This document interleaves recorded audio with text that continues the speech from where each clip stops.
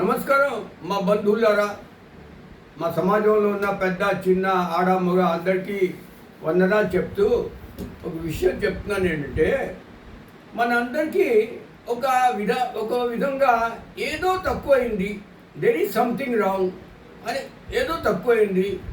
అంత చేస్తున్నా, ఉద్యోగాలు చేస్తున్నా, చదువులన్నీ అయిపోయినా, ఉద్యోగాలు చేస్తున్నా, అన్ని ఐశ్వర్యాలు ఉన్నా ఏదో మనకి ఫీల్ అవుతూ ఉంటుంది. ఏదో మనకి తక్కువైంది, ఏదో తప్పైంది, అలా అని మన సబ్కాన్షియస్ బ్రెయిన్లో హిట్ చేస్తూ ఉంటుంది. అది మనం పైకి చెప్పం, కానీ ఇంటర్నల్లీ అది మన ఫీలింగ్స్ వస్తూ ఉంటాయి. ప్రతి వాళ్ళకి వస్తాయి పైకి చెప్పకుండా. నేను పర్సనలీ అది ఫీల్ అయ్యాను. కానీ ఒక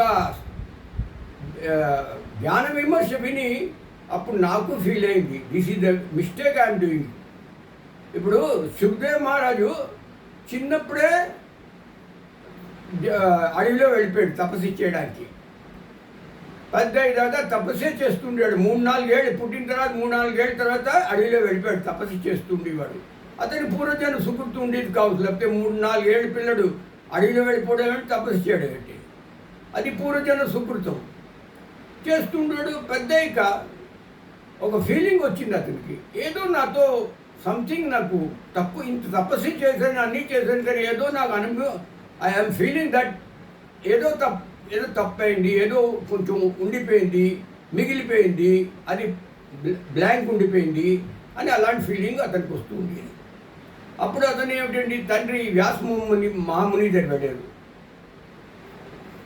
మహాముని, తండ్రి గారు, నాకు ఈ ఫీలింగ్ ఎప్పుడు వస్తూ ఉంటుంది, చిన్నప్పటి నుంచి తపస్సు చేస్తున్నాను, అడవిలో వెళ్ళిపోయాను, అయినా నాకు ఈ ఫీలింగ్స్ ఎందుకు వస్తూ ఉంటాయని.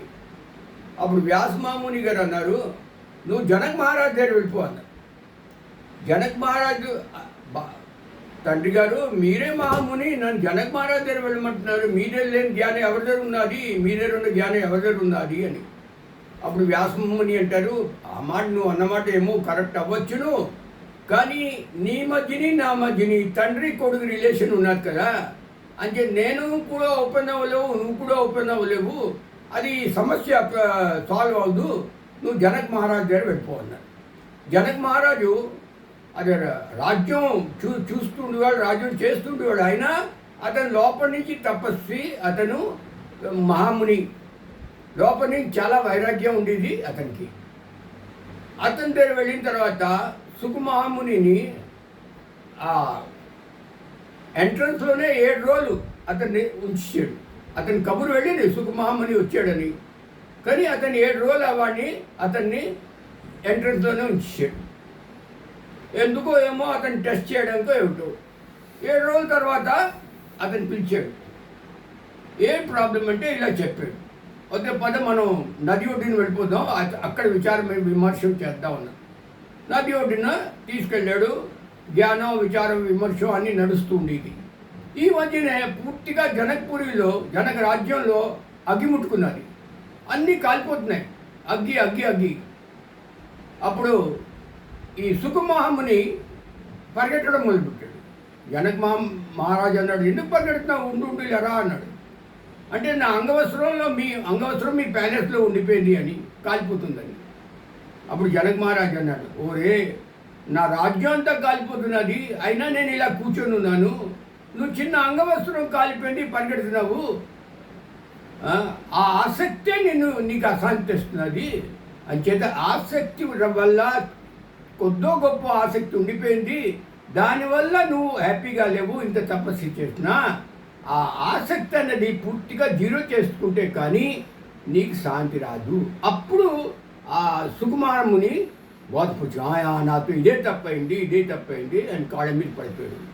అంచేత మనం అంత పెద్ద తపస్వి అవ్వలేము, మనం అంత పెద్ద వైరాగ్యం మనకి రాలేదు. మన సంసారాన్ని ఏదో కొద్దో గొప్ప వైరాగ్యం ఉండాలి, otherwise you will feel internally unhappy, ఏదో మనలో లోపం ఉన్నదని ఆ ఫీలింగ్ వస్తూ ఉంటాయి. అంచేత మనం కూడా లెట్ గో అని ఒక వైరాగ్యం ఇంటర్నల్లీ తెచ్చుకోవాలి. నేను అన్నదంటే కొద్దో గొప్ప వైరాగ్యం ప్రతి వాడికి ఉండాలి. Then only we will be happy. Or otherwise daily లైఫ్లో ఏదో తక్కువ అవుతుంది, ఏదో లోపం ఉంటుంది. అది ఆలోచిస్తూ మనం విల్ నాట్ బీ హ్యాపీ. అంచేత లిటిల్ బిట్ వైరాగ్యం ప్రతి వాళ్ళకి రావాలి. Then only we will be happy. ఇదే మనతో తప్పు అవుతున్నది. ఈ నాకు తెలియదు ఇవన్నీ కానీ ఎప్పుడైతే ఈ కథ విన్నానో, ఈ పురాణం విన్నానో ఏదో మార్పులతో, అప్పుడు నాకు ఫీల్ అయింది. అప్పుడు నాకు కూడా ఫీలింగ్ వచ్చింది, జ్ఞానం వచ్చింది. నేను కూడా చాలా విషయాల్లో ఏదో అలా పట్టుకొని ఉండివ్వండి, సంథింగ్ రాంగ్. కానీ ఇది విన్న తర్వాత నేను ట్రై చేస్తున్నాను. లెట్ గో ఫార్ములా కొంచెం కొద్దో గొప్ప వైరాగ్యం తెచ్చుకోవాలి తన లైఫ్లో అని. అంత ఈజీ కాదు, ఐఎమ్ ట్రయింగ్. సో నేను వందనాలు చేస్తానంటే ఈ కొద్దో గొప్ప వైరాగ్యం వస్తువా కొంచెం తెలుసుకొని మనం ఇంప్లిమెంట్ చేస్తే మనం అందరూ సమాజంలో హ్యాపీగా ఉంటాం. ఈ అత్యాచారం, అనాచారం, ఇంకోటి మీద ఆధిపత్యం చూపెట్టడం అవన్నీ మెల్లిమెల్లిగా పోతాయి. We all will be happy. జై గురు.